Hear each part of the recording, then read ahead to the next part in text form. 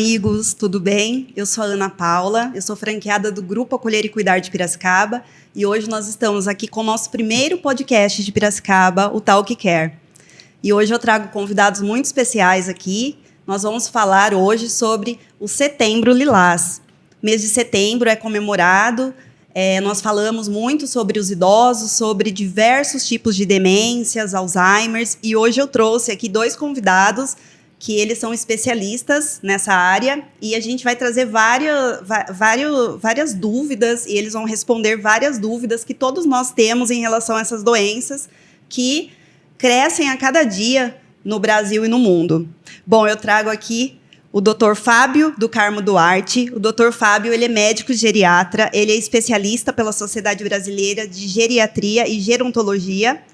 Muito obrigada pela sua presença, Dr. Fábio. Oi, Ana, eu que agradeço o convite. Espero que a gente consiga fazer um bate-papo legal aí, passar alguns conhecimentos, trocar ideia e aprender junto aqui. Muito obrigado. E eu trago também a Juliana Casarim. A Juliana Casarim, ela é psicopedagoga, ela é neuroeducadora e ela é franqueada do método Supera aqui em Piracicaba. Ela também trabalha com estimulação cognitiva. Muito prazer, Juliana. Obrigada, Ana, pela oportunidade. Acho muito importante, né, a gente trazer à tona, né, a questão do Alzheimer. Hoje a gente fala muito sobre, mas ainda temos muitas dúvidas, né, de como prevenir, né? E será que eu tenho? Será que eu não tenho, né, doutora? Sim, é verdade. Bom, e dia 21/9 é o Dia Mundial da Conscientização sobre o Alzheimer. Então, em setembro, temos várias datas e comemorações e trazemos essas informações importantes para vocês. Hoje nós vamos falar sobre esses temas, né? Eu gostaria de começar perguntando para o Dr. Fábio. O que é a doença de Alzheimer? Muitas pessoas elas têm muitas dúvidas sobre a doença de Alzheimer e sobre demências, né? Como que a gente pode classificar essas doenças? Eu sei que é um assunto muito extenso, existem várias denominações, mas de uma forma geral, como que a gente pode identificar, né? O diagnóstico o mais rápido possível quando os sintomas começam. Perfeito, Ana. Eu acho que essa é uma dúvida muito frequente, né? Qual a diferença? Demência, Alzheimer, o que é uma coisa, o que é outra? Bom, para a gente tentar organizar e resumir, a demência, na verdade, é uma síndrome neurológica degenerativa, onde a pessoa começa a sofrer inflamação neurológica, mortes de neurônios, começa a atrofiar algumas regiões do cérebro e começa a comprometer as funções cognitivas, né? E o que são as funções cognitivas? São as habilidades que a gente desenvolveu ao longo da vida, aprendeu para viver, para funcionar em sociedade, para desempenhar um papel. Então, por exemplo, memória, né? A principal delas, capacidade de armazenar uma informação, resgatar essa informação adequadamente.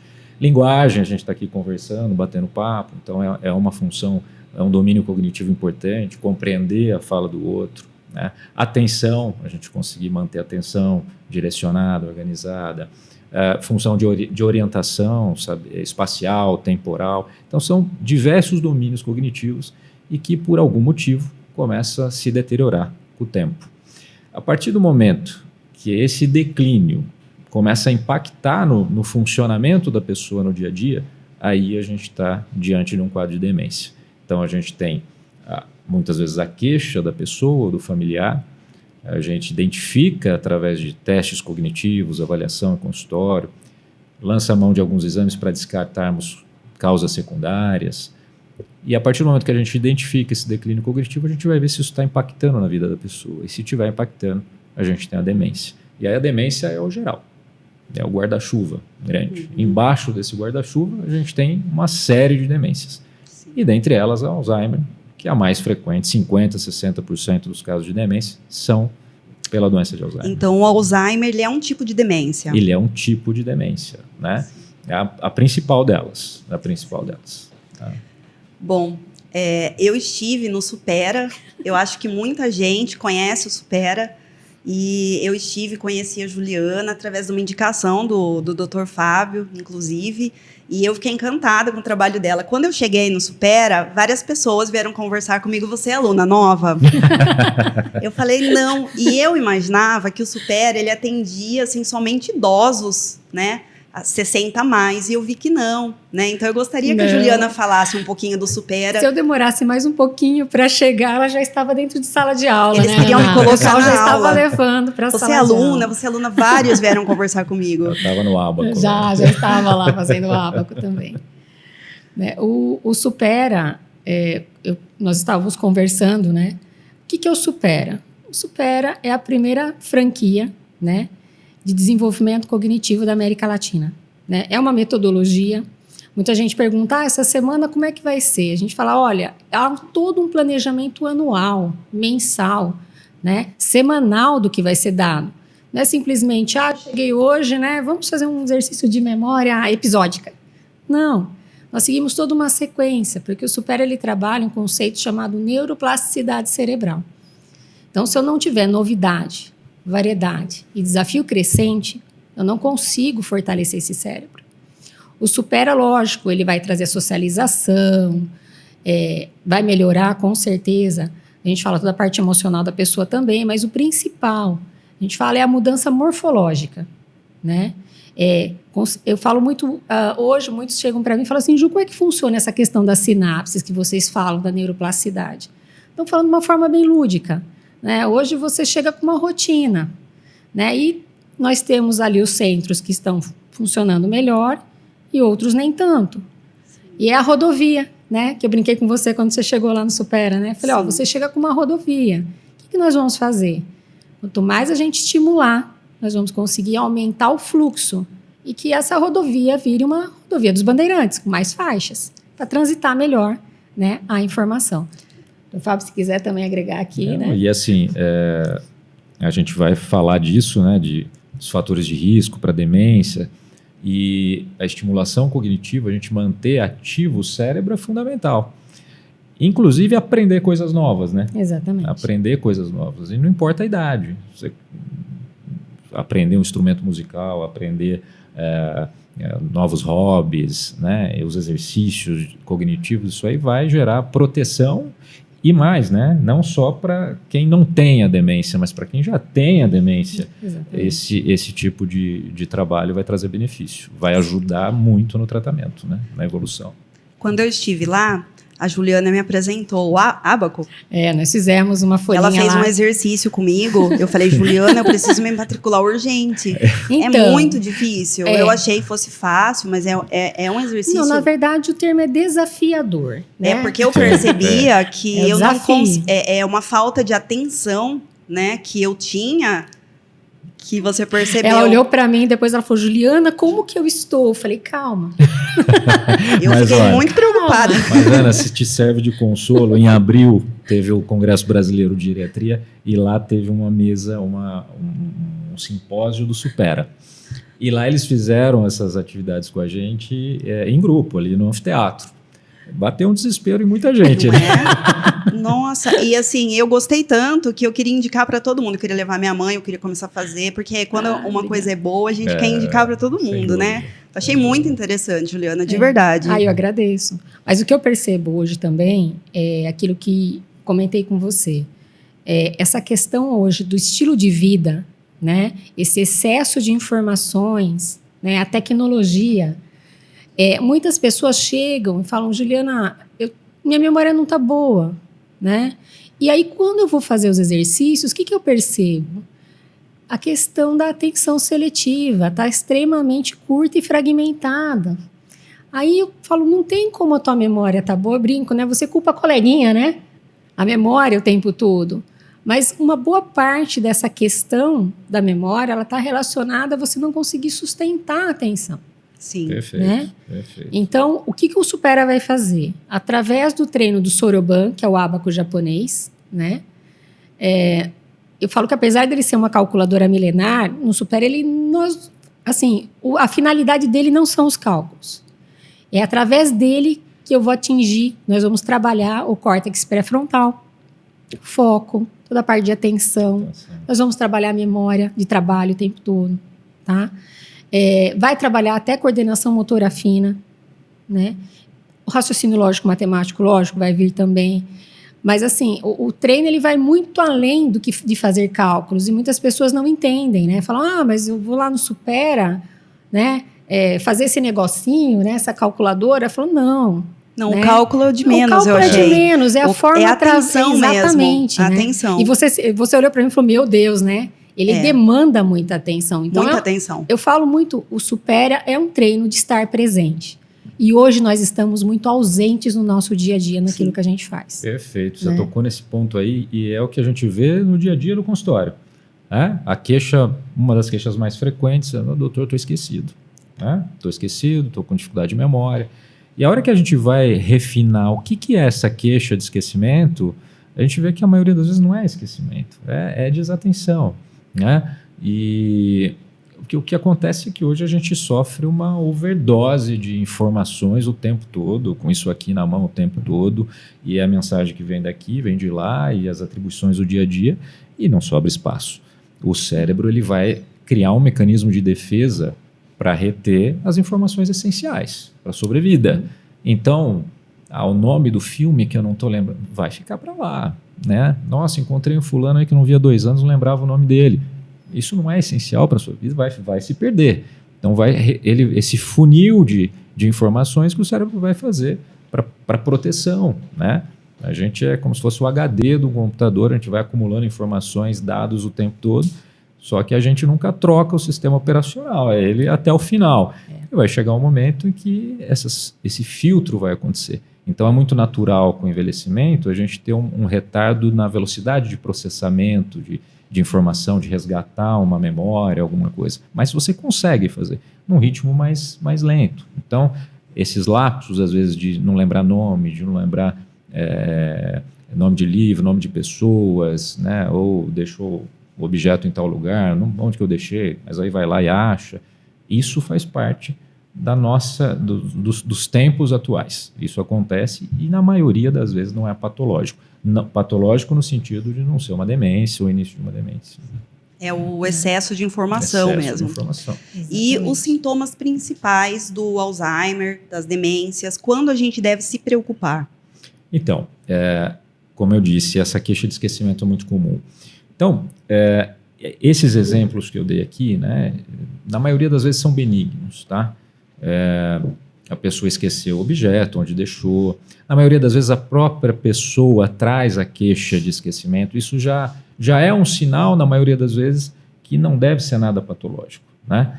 Porque ela traz, ela descreve o que está acontecendo, ela elabora aquilo e ela consegue solucionar aquilo lá. Ela acha depois o que ela estava procurando, né? Ela lembra do nome mais tarde, ou seja, o processo está mais lento, mas ela consegue dar conta daquilo. Sim. E, principal, isso não está impactando no funcionamento dela do dia a dia, no trabalho, socialmente, dentro de casa. Então, isso está tudo preservado. Então, esses são tipos de esquecimentos, de queixas de esquecimentos, que a gente, lógico, vai abordar de uma outra forma, mas que, na maioria das vezes, não é patológico. Agora, esquecimentos ou queixa de esquecimento que começa a ligar um sinal de alerta, né? Por exemplo, uma pessoa que é motorista de Uber, caminhão, táxi, e, de repente, eu falo, poxa, eu tô tendo dificuldade de achar os caminhos aí que eu fazia sempre, estou precisando ligar GPS agora, coisa que eu não fazia. Ou alguém que está começando a ter prejuízo porque está esquecendo de pagar contas, mesmo anotando e não está conseguindo, está se atrapalhando na organização do dia a dia. Ou começa a ter no trabalho alguma dificuldade no trabalho, né? Alguém que, por exemplo, sempre foi um faz-tudo em casa. Mexe na parte elétrica, hidráulica, troca a lâmpada, aí de repente não consegue trocar uma lâmpada. Ou seja, nitidamente está perdendo capacidades que previamente ele tinha muito bem, né? E na maioria das vezes nesses casos, grande parte das vezes, não é a pessoa que traz a queixa. É um familiar, é um cuidador próximo, é alguém que está ali que vai percebendo antes da pessoa. Porque Porque muitas vezes ela não se dá conta. Lógico que às vezes chega num ponto que ela consegue perceber também. Alteração de comportamento pode ser um sintoma quando a pessoa Sem dúvida. muda muito o comportamento para irritabilidade ou para depressão. Sem dúvida. Apatia, Apatia. agressividade, né? Quando eu estava falando lá dos domínios cognitivos, das funções cognitivas, a gente trabalha muito com o conceito de cognição social, né? Hoje em dia. O que é isso? É a habilidade que a gente tem de coerência nas atitudes do dia a dia, de funcionar de forma adequada, né? De saber se posicionar, saber se vestir, saber, enfim, linguajar e tudo mais. E algumas demências vão pegar regiões do cérebro em que vão prejudicar exatamente essa parte da cognição social. E aí mudança de comportamento importante, a pessoa fica agressiva ou começa, por exemplo, se despir em lugares inadequados, né? Uma pessoa que era extremamente Extremamente recatada, de repente pessoa que ela nunca muda falou um o palavrão na comportamento. vida, está no restaurante, Nossa, xinga o isso. garçom, né? Então, essas alterações, elas vão nos sugerir um tipo específico de demência, mas chama muito atenção e isso tem que ser investigado. Juliana, o Supera, ele atende diversas faixas etárias, Sim. desde criança até idosos. Sim. Quanto mais jovem a pessoa começa a treinar o seu cérebro, não sei se é essa a forma de falar, mas começa a praticar alguma atividade que desafie o seu cérebro, Eu falo que cada... ela É. ela tem uma menor probabilidade, será, de ter uma demência, um Alzheimer? Então, porque... Vamos lá, por partes, né? A questão da faixa etária. Cada faixa etária, geralmente, ela chega com um objetivo diferente, né? Criança, geralmente, hoje em dia eu falo que muitos pais buscam por um diferencial, porque apertar o botão tá fácil, né? A gente percebe que as crianças estão com uma maior dificuldade quando você coloca ela com um jogo, um simples jogo, né? Blocos. Você vê a questão da coordenação motora fina, né? Está se perdendo muito nesse meio de caminho com esse excesso de informações. Lógico, elas estão mais aptas para determinadas situações, mas outras a gente vê que está perdendo muito. Então, os pais colocam o quê? Eu falo, qual que é o diferencial do seu filho para o futuro? Né? Eu creio que seja inteligência. Né? Autonomia, né? A palavra eu falo, eu acho que para todas as faixas etárias é autonomia. Né? Quando chegam para mim os adultos, né?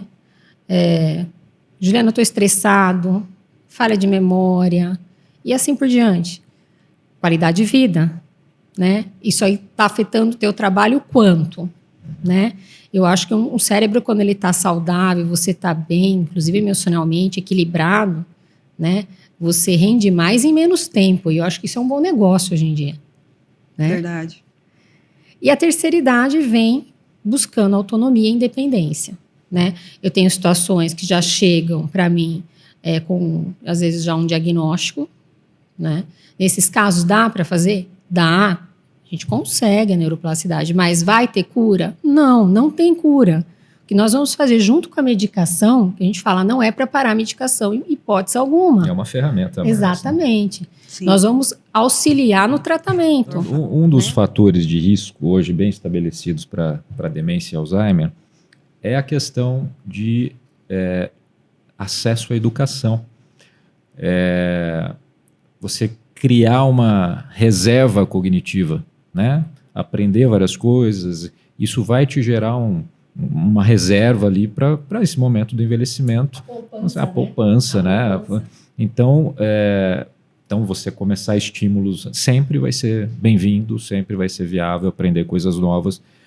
A educação formal, isso claramente é um fator importante, porque a gente vai conseguindo construir uma reserva, né? E às vezes essa reserva a gente não consegue mensurar isso por exame, por nada disso. Por exemplo, eu tenho um paciente que tem lá uma queixa, das queixas benignas, né? E a gente faz um exame de imagem para descartar alguma coisa e vem lá um cérebro horrível na imagem. Atrofia para todo lado e tal.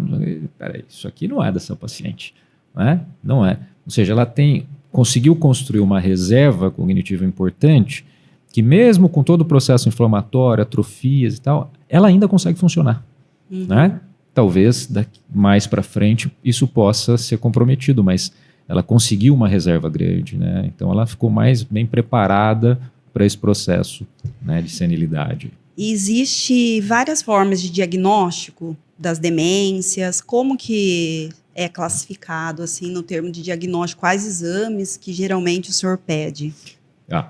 Diagnosticar demência é montar um quebra-cabeça, tá?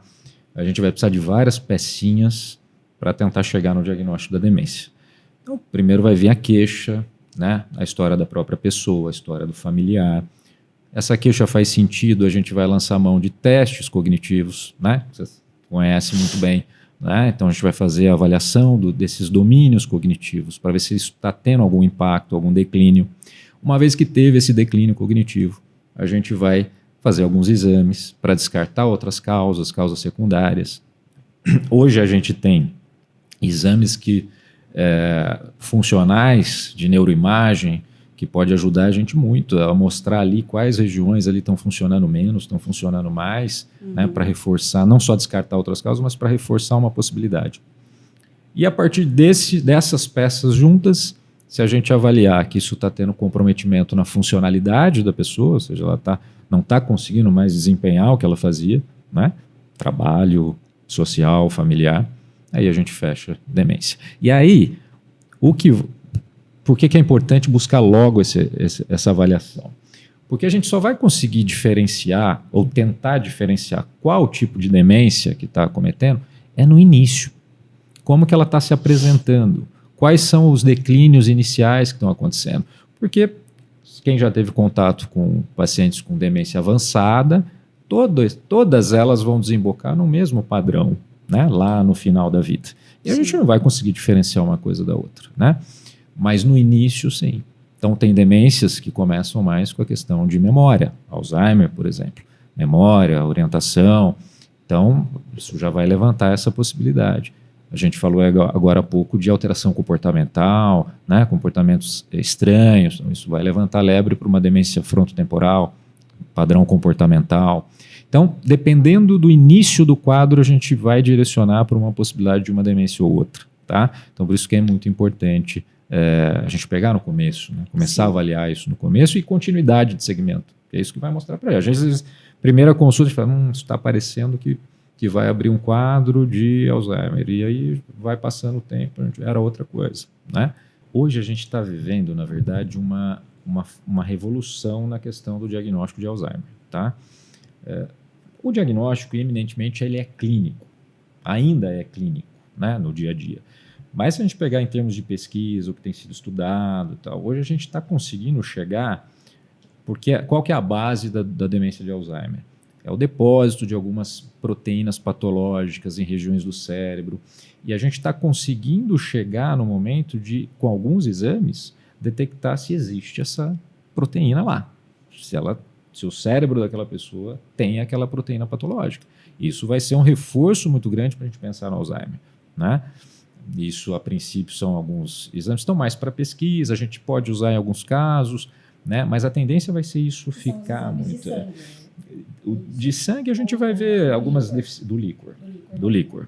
E em breve vai ser no sangue. No sangue a gente vai conseguir, já tem esse exame, da gente conseguir mapear, mas ele não está aprovado ainda no Brasil, ainda não está aprovado para a população brasileira. Então, seria a pesquisa de biomarcadores dessas proteínas no sangue. Hoje a gente tem no líquor, né? Sim. Mas a gente usa em casos em que há uma dúvida muito grande, ou quando a pessoa ela quer realmente chegar o mais próximo possível de um diagnóstico concreto e firme, né? A gente lança a mão desse exame. Mas os exames de imagem a gente tem usado mais corriqueiramente. E alguns exames de imagem que usam alguns marcadores que vão lá demonstrar a área do cérebro que está acometida, a função, se o metabolismo está funcionando ali ou não, né?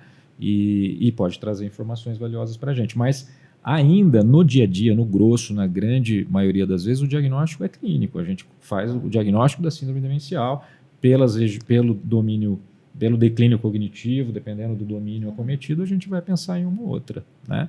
Diagnóstico de certeza só seria uma biópsia do cérebro, obviamente isso não é feito, né? Então, mas isso está assim, acelerando demais, caminhando demais e, inclusive, permitindo o desenvolvimento de novas medicações. Sim. Ainda está engateando, mas tem surgido coisa nova e a gente vai ter muita novidade mais para frente. Né? Falando de medicações, todo paciente que é diagnosticado com Alzheimer, desde o início, todos entram com a medicação? O benefício da medicação é quanto mais cedo a gente estabelecer o diagnóstico e entrar. Por quê? As medicações que a gente tem disponíveis hoje não são muitas e faz quase 40 anos que são as mesmas medicações, por isso que a gente está eufórico esperando essas novas para ver se surge alguma coisa, né? Então elas não são tão poderosas, né? Elas podem, em 1/3 dos quadros, melhorar um pouco inicialmente, 1/3 vai ficar do mesmo jeito, 1/3 não vai funcionar nada, né? Então a gente tem que tentar o mais cedo possível, tá? Para ver se vai ter algum benefício. E geralmente essas medicações elas são prescritas pelo geriatra. Uma dúvida que eu e a Juliana tínhamos, nós estávamos conversando, quando procurar um geriatra, quando procurar um neuro? Entendi. Essa é uma dúvida dos alunos também. Sim. Olha, não só o neuro e o geriatra, como algumas outras áreas que também se especializam na área de demência. A neurologia, lógico, é o que mais estuda isso. Mas como a neurologia é ampla, a geriatria é ampla, então vai ter que buscar alguém que está direcionado mais para a área de demência. Tanto na neuro quanto na geriatria. Tem psiquiatras que se especializam nisso, na neuropsiquiatria geriátrica, que também vai poder abordar isso, né? Sim. Mas o fato é, principalmente demência de Alzheimer, as principais demências, né? O geriatra, o neuro, tem uma interface grande e vão compartilhar isso, né? Sim. Eu recorro muito ao neuro quando eu saí dessas principais demências. Opa, tem coisa diferente aqui, mais específica, e aí realmente um neuro especializado em algumas dessas demências mais raras, tudo vai ser fundamental. Daí o senhor encaminha. Eu encaminho, né? Mas a avaliação de Alzheimer, das principais demências, se a gente pensar do ponto de vista aí até de saúde pública e populacional, não tem como restringir a geriatra, a neuro, porque não vai ter acesso para todo mundo. Então, por isso que tem muitos custos, capacitando o médico da ponta, né, para poder médico da saúde da família, medicina de família, né? Minha primeira formação foi médico de família. Então é fundamental instrumentalizar todo esse pessoal para que consiga abordar, porque senão a gente está falando de números assim gritantes. Sim, que não tem como ficar a cargo de um ou outro especialista. A partir de quantos anos é indicado procurar um geriatra? A pergunta do milhão, né? Já estamos querendo marcar nossa consulta. Olha lá. Se for ver definição de idoso no Brasil é 60 anos, certo? Sim. Definição. Na Europa é 65. Aqui é 60 ainda. Mas eu costumo falar, porque os amigos perguntam, né, tal. Eu costumo falar, olha, você devia ter ido ontem já. Sim. Tá? Por quê? Porque a geriatria, a gente lida com as doenças do envelhecimento, né, com as características peculiares das doenças, da manifestação dessas doenças nos idosos, mas a gente tem uma vertente que está preocupado com longevidade, com qualidade do envelhecimento, e aí para a gente poder interferir nisso, a gente precisa receber antes. É verdade. Você sabe que é isso que eu tenho me preocupado, porque a gente começa a trabalhar com idoso e a gente começa a ver vários problemas de saúde que você pensa, nossa, eu não quero ter esse problema de saúde, eu quero evitar isso, né? Exato. Inclusive, eu fui fazer uma visita esses dias com uma senhora, ela falou assim, olha, toma cálcio. Eu tô assim porque eu não tomei cálcio, viu? Olha o jeito que eu tô. Ela anda de andadora, assim, ela falou, vai lá na farmácia, compra cálcio. Não é tanto por aí também. Na linguagem leiga dela, né? E daí a gente começa a conhecer, né, esse universo dos idosos, e é muito interessante, porque alguns, eu atendo idosos que eles começaram a desenvolver Alzheimer com 55 anos, 60, antes dos 60. Agora, quando a gente fala de longevidade, de querer envelhecer com saúde, tudo, às vezes me preocupa um pouco que as pessoas... É uma tendência, mais ou menos, as pessoas buscarem os caminhos mais fáceis, mais rápidos, né? Então, começar a usar um monte de coisa que está sendo indicado, eventualmente, por aí, um excesso de hormônio, às vezes, excesso de vitamina na veia e tal, e não fazem o básico. Não fazem o básico, né? E o básico, exercício físico, atividade física, sono adequado e uma alimentação adequada. Esse é o tripé para envelhecer bem, né? E, lógico, lazer, socialização. Existem os fatores de risco, né, para a pessoa ter algum tipo de demência, né? Por exemplo, fator hereditário. Existem mais fatores de risco? Existem outras coisas que o senhor percebe no decorrer dos seus atendimentos, da sua experiência? Assim, o que mais tem é fator de risco que a gente pode intervir, né? Então, como eu estava falando, que às vezes a gente busca o caminho mais curto e fácil, menos trabalhoso para tentar prevenir, e na verdade não é por aí, né? Então, tem um painel permanente de estudo da Lancet que avalia de tempos em tempos os fatores de risco mais associados com o desenvolvimento de Alzheimer, né? Então, há um tempo atrás eram 7 fatores de risco, depois 9, e a última atualização foi ano passado, e a gente está com 14 fatores de risco, né?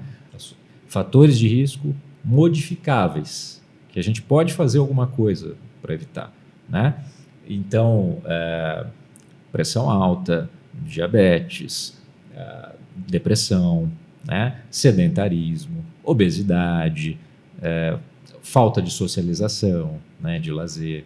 Os últimos 2 que entraram, 2 super importantes, a acuidade visual. Disfunção auditiva, esse é um dos que mais tem impacto. Nossa. Então, sabe aquele idoso que não quer usar, que é chato, que não adapta com o aparelhinho, mas tem indicação? Tem que insistir nisso. Tá? Porque não ouvir te isola do mundo. Você vai deixar de interagir aqui, você vai deixar de interagir com a sua família na hora do jantar, na hora do almoço. Você não vai mais assistir uma série, uma televisão, você não vai escutar mais nada. Você vai viver no silêncio. E esse isolamento vai gerando prejuízo cognitivo, né? Então, esse é um fator super importante e modificável, né? Exatamente. Modificável, né? Então, é super importante. E o último que entrou, super importante também, que é o LDL colesterol, que é o chamado popularmente colesterol ruim, né? Não é bem isso, mas é como se fala. E esse LDL está associado com o desenvolvimento de Alzheimer, né? Então, a gente controlar esse fator de risco o mais cedo possível, por mais tempo, vai reduzir aí a estimativa em torno de 7% o risco de desenvolver Alzheimer, né? Então, tem muita coisa para fazer, né? Sim. Muita coisa para fazer. E são coisas que dá para modificar mesmo, né? Ou dá para intervir de uma forma, minimizar, né? Fatores de prevenção mesmo, né? E nesse último, sábado agora, dia 13, nós tivemos o evento, né, Despertando a Sociedade para a Saúde do Cérebro, né? Foi o Supera, em conjunto com a USP, né, com a Associação Brasileira de Gerontologia, que promoveu o evento. E a doutora Sônia Bruck, ela fala também, além desses 14 fatores, ela falou que ela acrescentaria mais 2, eu achei muito interessante, que foi a questão do sono. Relacionada à apneia, né? Mas vai entrar. Na verdade, foi um spoiler, acho, né? Desse ano, da atualização desse ano. E a questão daquelas pessoas que são muito pessimistas, né? Ela foi aquela pessoa que guarda mágoa desde a infância do fulano de tal, né? Negativo. E aí entra na questão do Ikigai, né? Se o doutor quiser falar um pouquinho mais sobre isso também, acho que é muito importante hoje, né? A terceira idade ter um motivo para levantar, né? Por que eu acordo todo dia, né? Para que eu levanto da cama, né? A gente fala muito disso, né, na Acolher e Cuidar, porque muitas vezes a família identifica a necessidade de ter um cuidador, ou o paciente tem Alzheimer, mas a gente precisa manter a autonomia desse idoso, né? Então, se ele percebe que tudo está sendo feito para ele, por ele, e ele não tem mais autonomia nem de decidir o que ele vai comer, o que ele vai vestir, o que ele vai fazer, isso tira muito o objetivo dele de vida. E ele começa a ficar depressivo. E piora muito a qualidade dele de sono, Com a irritabilidade, e piora tudo. Alguém que sempre foi independente, né, autônomo, e de repente está ali. Por outro lado, a gente entende também assim, o familiar, a preocupação do familiar, com segurança, né? A questão, você falou do seu paciente aí que vai lá com 90 anos dirigindo. A questão de tirar a direção, né? Quando tirar a direção, isso vai meia hora de consulta para conversar sobre isso, porque não tem uma lei, não tem uma regra, né? Não tem uma idade, a partir que chegou daqui você não vai dirigir mais. Não. Então a gente tem que ir avaliando tudo, cognitivo, funcionalidade, né? E se a gente chegar na conclusão que não dá mais, né? É o que eu falo para os familiares, antes da gente fechar que não vai dirigir mais, quero que você me apresente aqui como é que vocês vão fazer para ele continuar indo lá no Pilates, para ele continuar indo no passeio dele, como que vocês vão se organizar?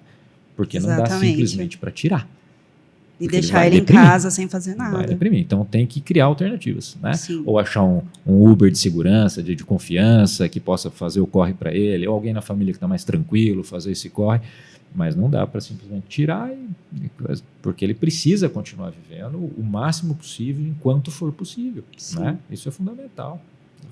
Porque o idoso ele já perde uma série de coisas no decorrer dos anos, né? Ele perde mobilidade, ele perde poder de decisão.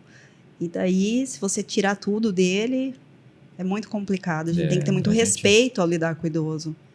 A gente tem que sempre estimular. Às vezes a gente senta ali com a família, o idoso está ali quietinho, né? E a filha falando, o filho falando, não sei, calma, vamos conversar aqui, né? Vamos ver. Aí começa a falar, o que a senhora gosta de fazer? O que a senhora sente falta de fazer? Eu queria lavar uma louça, lavar uma coisa, não deixa eu fazer mais nada, né? É verdade. Poxa, participa junto então. Ela não consegue mais cozinhar, tá perigoso. Tá bom, traz junto para cozinhar. Ela, você que vai fazer? Sou eu. Tá bom. Mamãe, como é que faz isso aqui? A senhora faz um prato tão gostoso, como é que é? Estimular. Insere no incentivar. Contexto. Tem que inserir no contexto de tudo que for possível, né? Me ajuda aqui a dobrar essa roupinha, porque é uma geração que isso foi a vida dela, né? Sim. Cuidar de casa, cuidar das coisas, ali cozinhar para a família, né? Reunia todo mundo na refeição de domingo, comida que ela fazia. De repente não faz mais nada. Então tem que buscar, né? Achar ali alguma coisinha para trazer sentido de novo para ela, né? Isso é fundamental. É verdade.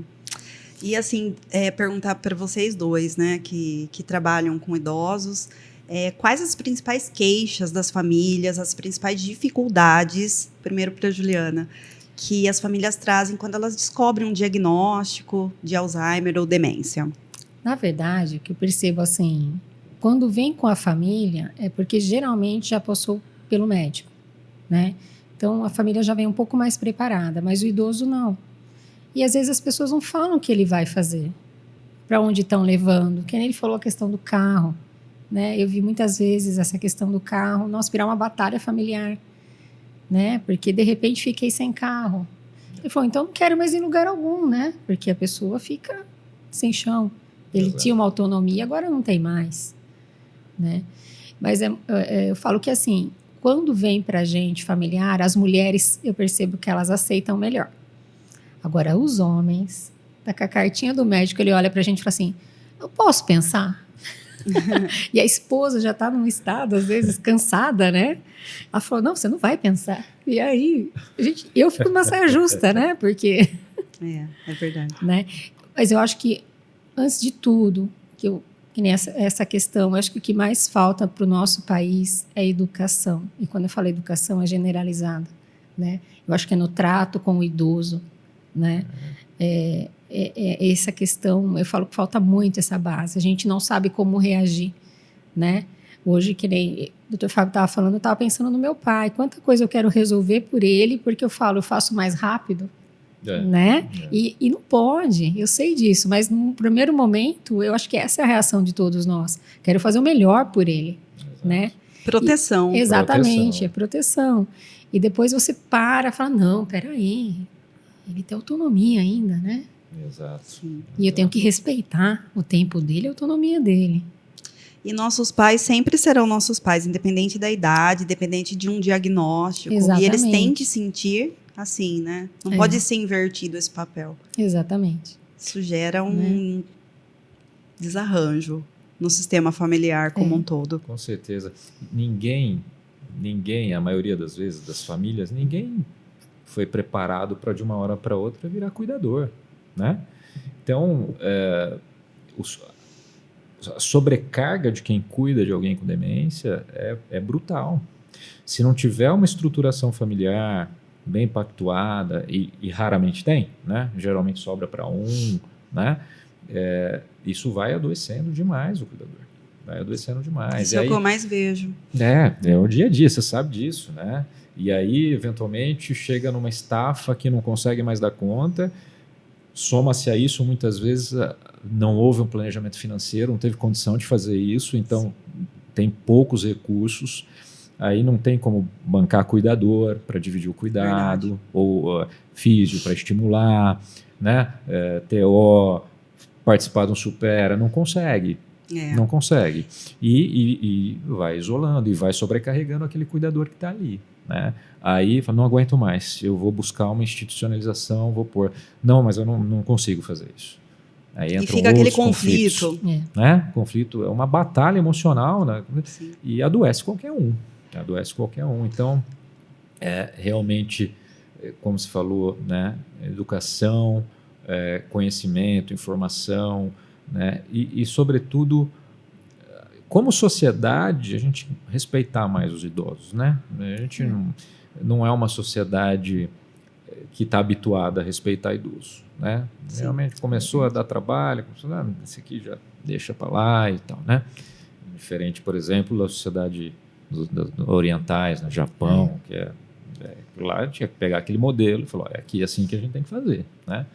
Então, mas uma coisa que eu vejo muito é isso, esse sofrimento do núcleo familiar. É uma doença que não compromete só a pessoa, mas ela contagia toda a estrutura familiar. Adoece a família junto. E o senhor, como tem experiência no consultório, acaba tratando o paciente e a família como um todo.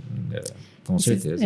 E lá no Supera tem situações que a gente até fala, olha, eu sei que a prioridade hoje é seu pai, sua mãe, mas a gente vê aquela pessoa, aquele filho já num estresse tão grande, num esgotamento tão grande, e contando coisas pra gente que eu falo, nossa, a impressão que a gente tem é que ele está mais doente realmente do que o próprio pai e a mãe que ele está cuidando.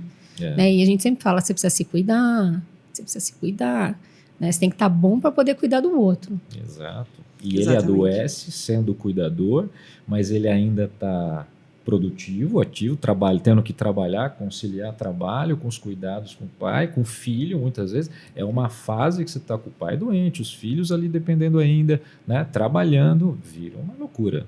Então, muitos têm irmãos para dividir, alguns não têm, são filhos únicos. Muitos que têm também não adianta nada. Sempre sobra para um, não é? Sempre sobra para um. A regra é essa, né? Sempre tem um que faz mais, sempre tem. Sempre tem. Em todas as famílias. Eu vejo algumas famílias que dividem bem, sabe? Isso eu acho bonito. Isso é uma quando a família também divide bem, mas já aconteceu de eu ter que fazer reunião com a família inteira e tentar conversar, porque eu sou especialista em constelação familiar também, né? Então isso me ajuda muito quando eu identifico, né, alguma dificuldade, eu chamo todo mundo para conversar, para a gente tentar chegar num acordo, como que vai fazer. Pactuar os papéis, né? Mas às vezes, e principalmente quando é filho, homem, muitas vezes não falta aquela questão do cuidado, né?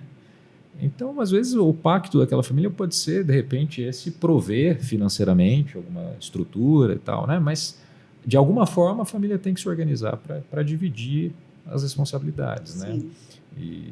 Mas é difícil achar essa família aí, né? É difícil. Eu já encontrei algumas, mas são uma exceção, não é a maioria, não. Não é. Não é a maioria.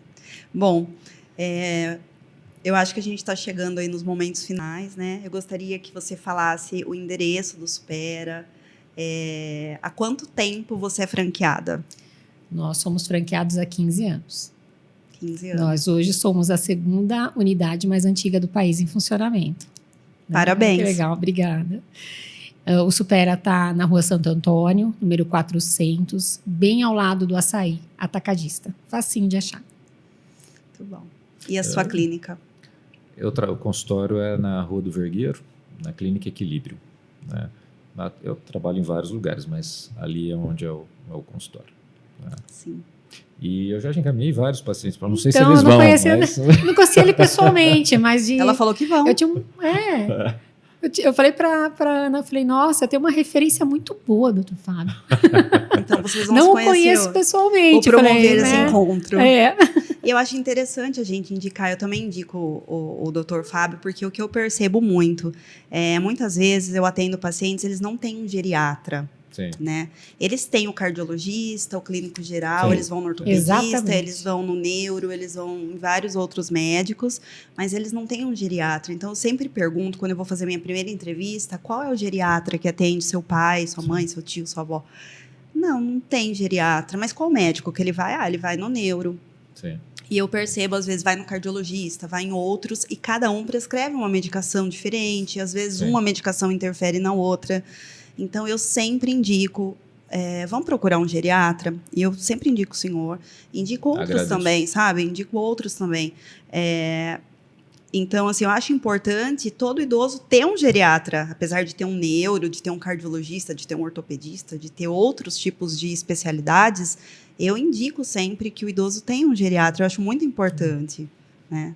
O geriatra, ele vai gerenciar o cuidado ali Sim. né? Vai compartilhar esse cuidado muitas vezes com diversos outros especialistas e vai chegar em algum momento que às vezes o paciente não aguenta mais estar indo em tanto lugar e aí ele vai ficando e a gente vai acompanhando todas as suas demandas e de acordo com a necessidade a gente vai recorrendo aos colegas. E o senhor faz né? atendimento domiciliar também, né? Faz atendimento domiciliar também. Porque tem muitos idosos que eu atendo que já não têm mais mobilidade, Não são consegue, acamados. sem dúvida. Então, sem assim, eu dúvida. preciso, né? Algumas famílias, elas procuram, então eu vou procurar um médico, geriatra. Eu sempre falo, ele vai até a sua casa, porque é difícil para o idoso se locomover. Saindo daqui, aliás, eu vou numa casa, uma das minhas primeiras pacientes de domicílio, ela está com 97 anos, acho, e a cabecinha está boa ainda. Olha, Sim. legal. E é muito importante esse cuidado Mas com é eles. ela tem autonomia, mas não tem ainda a independência mais, né? Funciona, assim, motoramente tem limitação, então, mas a cabeça ainda funciona bem, né? Então, é uma fofura. Bom, então esse foi nosso primeiro Talk Care da Acolher e Cuidar Piracicaba. Estou muito feliz de estar aqui com vocês. Eu agradeço imensamente o tempo de vocês, a disponibilidade. Eu espero que a gente se encontre em outras oportunidades. Com certeza eu vou indicar o trabalho do Supera. Né? Eu vou Gostei ficar muito. te esperando lá, quem hein? sabe eu vou ser aluna. Eu vou ficar te esperando lá. Eu fiquei preocupada com a minha cognição. Fiquei muito Ana, preocupada. muito obrigada pela abertura, por estar com você aqui hoje. Uma honra participar do primeiro, né? Sim. Primeiro a gente nunca esquece. Muito bom, né? muito bom, muito bom. Muito bom. Agradeço demais o convite. Acho que foi bem legal, foi bem gostoso, foi. né? O bate-papo. E Eu acho que faltou até assunto, é muito extenso esse assunto, né? Mas, infelizmente, a gente não consegue falar de todos os assuntos. A gente vai marcar o próximo, quem se sabe. for esmiuçar, a gente vai ficar Até amanhã. até amanhã aqui, né? Eu gostaria de agradecer a presença de vocês que estiveram conosco até o final desse Talk Care. Primeiro Talk Care aqui de Piracicaba, da Acolher e Cuidar. E eu peço que sigam a gente pelas redes sociais. Tchau, fiquem com Deus.